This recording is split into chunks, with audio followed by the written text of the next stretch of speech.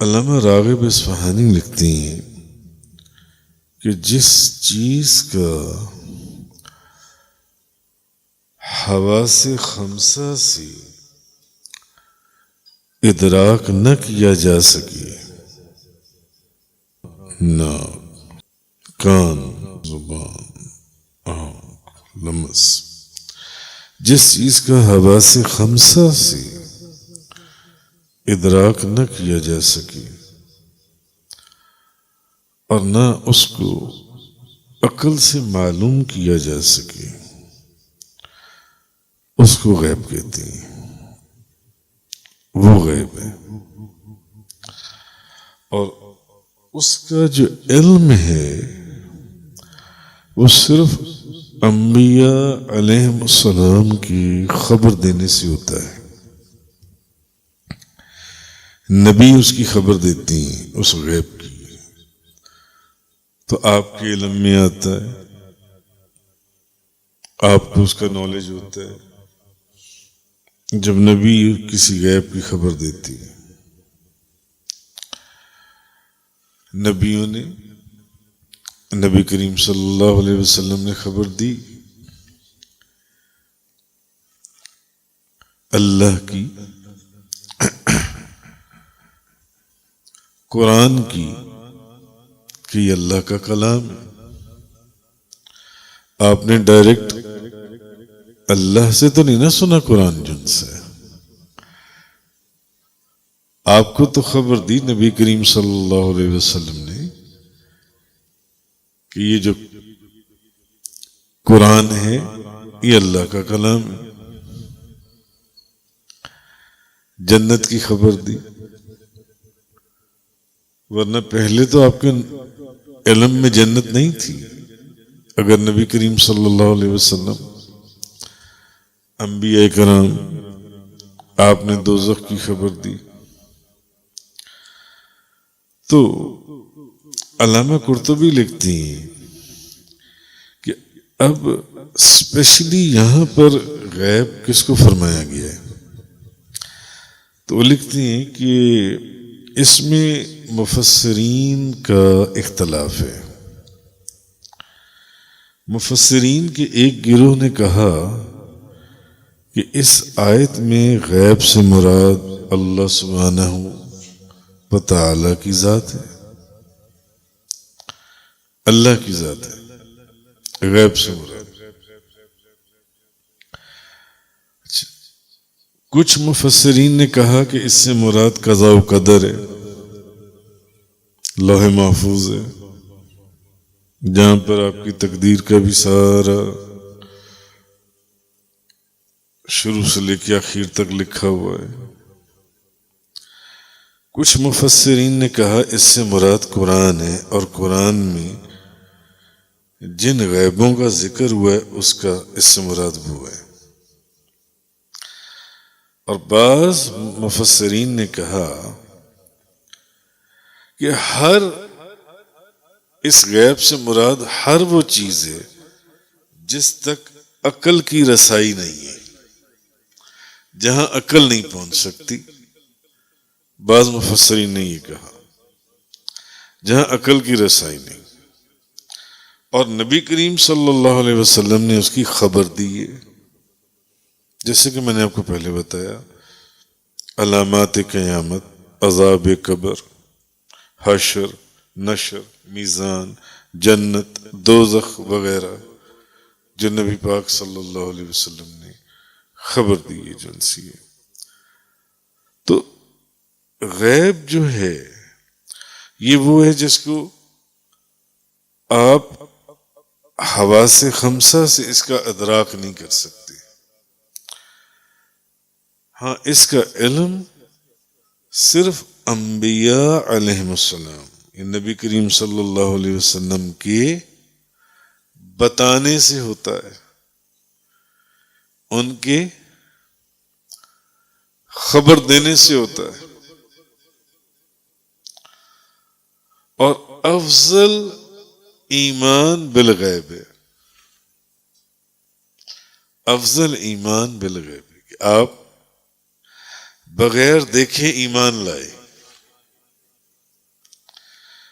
اللہ اور اس کے رسول کے کہنے پر سر تسلیم خم کر دیا، زبان سے اقرار کر لیا اور دل سے تصدیق کر لی۔ اصل جو افضل ایمان ہے وہ ایمان بالغیب ہے۔ میں آپ کو اس کی حدیث مبارکہ سے مثال دیتا ہوں جی۔ اچھا، علامہ سمرقندی لکھتی ہیں اس سے مراد صحابہ کرام جس غیب کا ذکر ہو رہا ہے اور ان کے قیامت تک کے اتباع پیروی کرنے والے، کیونکہ وہ قرآن کے غیب کی تصدیق کرتی ہیں۔ جو کچھ قرآن نے کہا آپ نے اس کو نہ دیکھا ہے، جو ایسی چیزیں قرآن نے بتائیں جس کو آپ نے نہیں، جنت کا ذکر ہوا، دوزخ کا ذکر ہوا، عذاب قبر کا ذکر ہوا، تو وہ کہتے ہیں کہ جو کچھ قرآن کی غیب کی جو تصدیق کرتی ہیں قرآن نے کہا، اور وہ صحابہ کرام تھے سب سے پہلے تصدیق کرنے والے، کہ وہ اللہ کی طرف سے نازل ہوا ہے قرآن، انہوں نے تصدیق کی، اور اس میں جس چیز کو حلال قرار کر دیا گیا اور جس کو حرام، وہ حلال کو حلال مان لیا اور حرام کو حرام مان لیا، حرام قرار دیتے ہیں۔ تو بات پھر وہیں آئے گی کہ غیب وہ چیز ہے جس کو آپ کی عقل ادراک نہ کر سکے، آپ عقل سے غیب کو نہ سمجھ سکیں۔ اور افضل ایمان کون سا ہے؟ ایمان بالغیب۔ اب اس کی میں آپ کو مثال دیتا ہوں کہ افضل ایمان بالغیب ہے، مثال سے آپ سمجھیں گے۔ حارث بن قیس نے حضرت عبداللہ بن مسعود سے کہا افضل ایمان کون سا ہے؟ ایمان بالغیب۔ حارث بن قیس نے حضرت عبداللہ بن مسعود رضی اللہ تعالی عنہ سے کہا اے اصحاب محمد، نبی کریم صلی اللہ علیہ وسلم کے اصحاب ان سے مخاطب ہوئے، اے اصحاب محمد، ہم آپ کو اس لیے افضل سمجھتے ہیں کہ آپ صلی اللہ علیہ وسلم، سیدنا محمد صلی اللہ علیہ وسلم کا دیدار کیا ہے۔ حارث بن قیس نے کس کو کہا؟ حضرت عبداللہ بن مسعود کو، کیونکہ وہ صحابی رسول ہیں، اور نبی کے بعد صحابی کا درجہ ہے۔ کوئی غوث کتب ابدال کلندر بھی صحابی کے مقام پر نہیں پہنچ سکتا، ہزاروں لاکھوں جائیں، نہیں پہنچ سکتا۔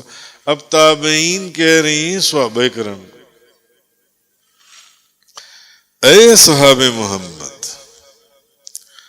ہم آپ کو اس لیے افضل سمجھتے ہیں کہ آپ نے نبی پاک صلی اللہ علیہ وسلم کا دیدار کیا ہے، اس لیے ہم آپ کو افضل سمجھتے ہیں۔ اب حضرت عبداللہ بن مسعود انہوں نے آگے سے جواب دیا، انہوں نے فرمایا اور ہم تمہیں افضل سمجھتے ہیں، ہم تمہیں اس لیے افضل سمجھتے ہیں کہ تم لوگ، ہم تو ان کو دیکھ کر ان پر ایمان لائے، تم لوگوں نے تو ان کو دیکھا بھی نہیں اور ان پر ایمان لے آئے۔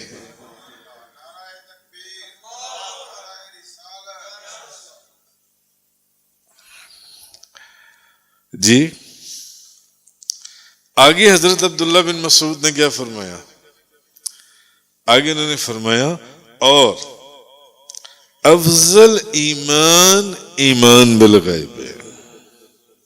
افضل ایمان ایمان بالغیب ہے. اور انہوں نے یہی آیت پڑھی الذین یؤمنون بالغیب.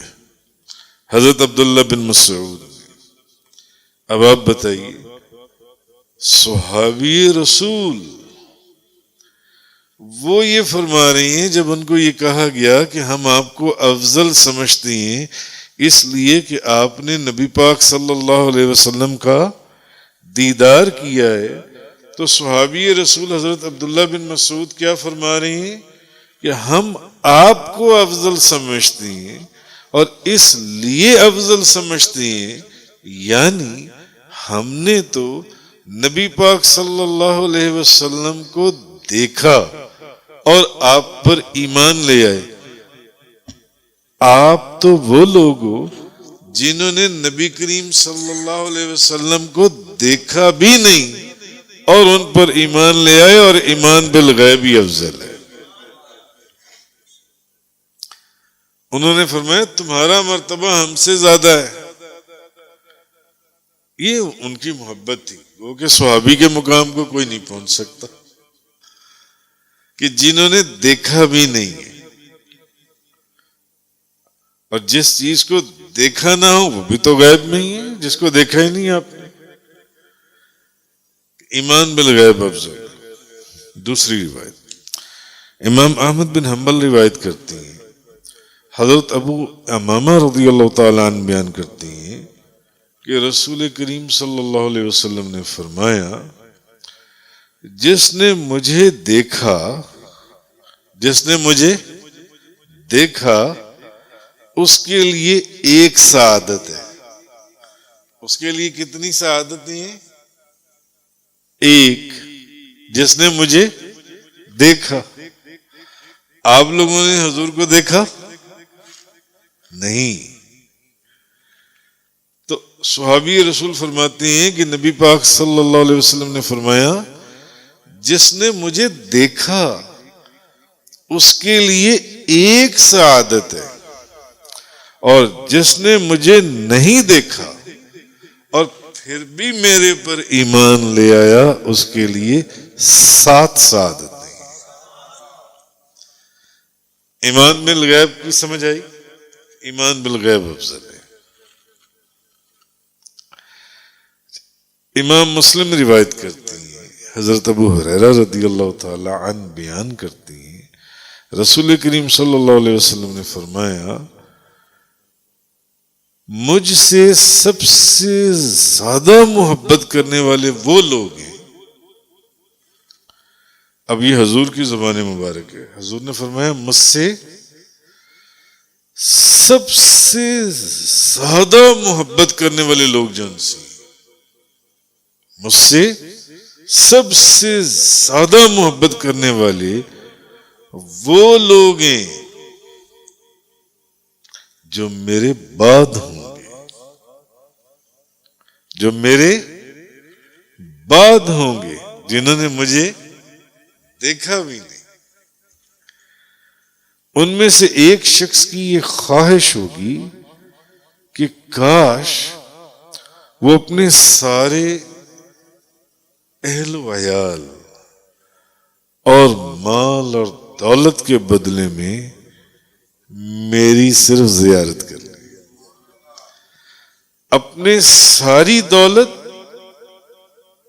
اور اپنے اہل و عیال اولاد بھی قربان کرنے کے لیے وہ تیار ہوں گے اگر ان کو میرے ایک دیدار کی برکت نصیب ہو جائے.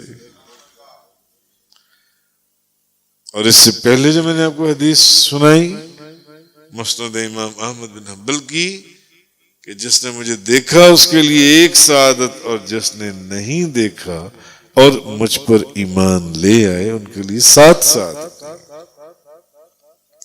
اور حضرت عبداللہ بن مسعود کا قول کہ ہم تو دیکھ کر ایمان لائے مگر ہم تو تمہیں افضل سمجھتے ہیں کہ تم نے تو نبی پاک صلی اللہ علیہ وسلم کو دیکھا بھی نہیں اور ان پر ایمان لے آئے، تم ہم سے زیادہ افضل ہو.